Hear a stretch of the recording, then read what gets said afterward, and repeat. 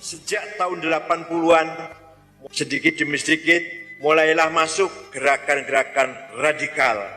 Radikal pun bergrit-grit. Ada yang radikal teologi, tapi tanpa tindakan. Itu Wahabi yang mengatakan Maulid Nabi bid'ah, Isra Mi'raj bid'ah, ini bid'ah, ziarah kubur musyrik, tapi dengan santun, tidak mencaci maki. Saya tahu persis. Dari sananya ulama Wahabi melarang ucapan kotor, caci maki, tapi mengajak umat Islam meninggalkan hal-hal yang mereka anggap bid'ah. Jangan ziarah kubur ya, itu salah. Jangan Maulid Nabi ya, itu bid'ah. Kemudian datang Salafi yang dari Yaman, dari Syekh Muqbil Ad-Dammaj, lebih keras dari Wahabi, dibarengi dengan caci maki, melarang menuju ke puritisasi ajaran Islam, tapi dibarengi dengan caci maki. Itu Salafi.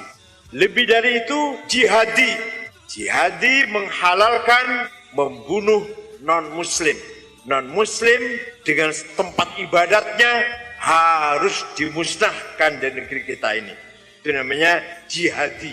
Puncaknya yang paling puncaknya teroris yang paling sempurna adalah takfiri Jamaah Takfir Al-Hijrah yang dibentuk oleh Syukri Ahmad Mustafa tahun 69 dari Mesir, dengan menganggap bahwa semua orang kafir kecuali mereka yang enggak kafir. Grand Syekh Al-Azhar kafir, kelompok-kelompok ulama-ulama kafir, Huffazil Quran kafir, tarekat tasawuf kafir. Mereka lah yang membunuh Presiden Anwar Sadat pada tanggal 3 Oktober 81, membunuh Menteri Agama Mesir Syekh Hussein Al-Dhahabi yang punya kitab At-Tafsir Mufassirun, dan membunuh wartawan Sinar Al-Ahram Yusuf Sibai. Kemudian mereka dihabisin oleh Presiden Hosni Mubarak, tapi mereka bersembunyi lari ke Sinai yang sulit untuk dihabisin karena bersembunyi di lembah-lembah, di gua-gua di Gunung Sinai yang sangat luas itu. Kemarin belum lama, setengah tahun yang lalu, ngebom jamaah sholat Jumat. 380 orang lagi sholat Jumat mati semua. Kenapa? Kafir. Orang lagi sholat Jumat itu kafir. Ini namanya jamaah takfiri. Ada di Indonesia. Di Indonesia ada yang seperti ini. Ada. Kita ini kafir semua, NU kafir, Muhammadiyah kafir, kita ini kafir semua ini. Paslia kafir, Perti kafir, Alisad kafir semua, NW kafir. Kenapa? Karena kita dianggap mendukung negara yang tidak Islam. Mendukung Pancasila, Undang-Undang 45, itu tauhid, itu berhala, kita dukung. Maka kita yang mendukung ridho al-syekh, ridho bima tawallada minhu. Kita setuju dengan hukum yang tidak Islam, maka berarti kita pun kafir. Persis sama dengan cara berpikirnya Abdurrahman bin Muljam yang membunuh Khalifah Amir Mu'minin Sayyidina Ali bin Abi Thalib dengan dalih wa man lam yahkum bima anzalallah fa ulaikumul kafirun. Barang siapa tidak melaksanakan hukum Allah, kafir. Ali itu kafir.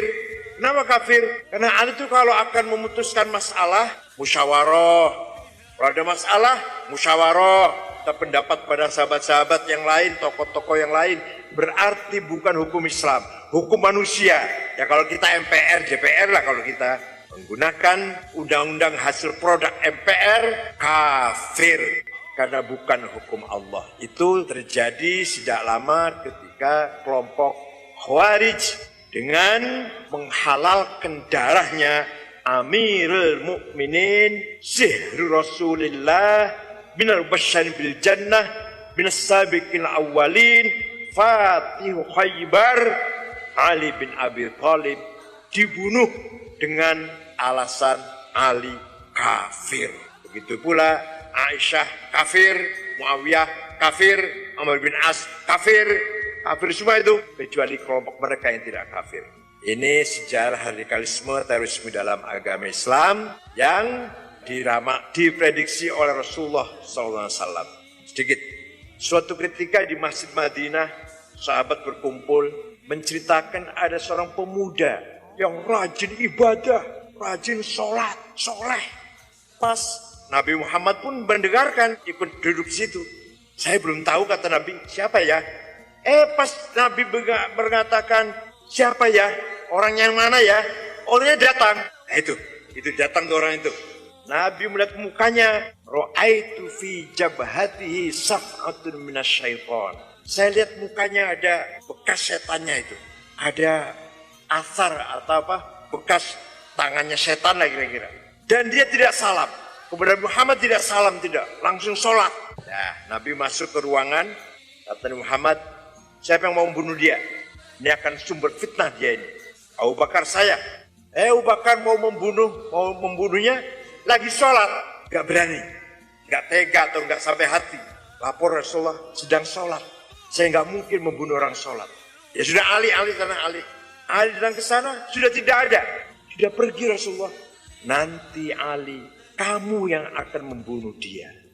Itulah ketika perang dengan Khawarij di Harawra, daerah Harawra, terjadi perangan antara Ali dan Khawarij. Dia terbunuh. Apa tandanya? Dia seorang laki-laki tapi susunya besar. Tustadhi. Seperti perempuan susunya. Pasukan Ali tidak lebih dari 10 yang mati. Pasukan Khawarij tidak lebih dari 10 yang hidup. 2 lari ke Bahrain, 2 lari ke Oman, 2 lari ke Afrika Utara. Ini barangkali jarang yang mengetahui sejarah ini. Silakan baca di hadis Baihaqi atau di Salat Abu Ya'la. Bukan berarti kita mengatakan sekarang pun persis kayak Khawarij, tidak. Tapi bahwa cara berpikir seperti Khawarij, madhabnya sudah tidak ada. Tapi cara berpikir secara Khawarij mengkafir-kafirkan orang yang tidak sependapat semakin melebar.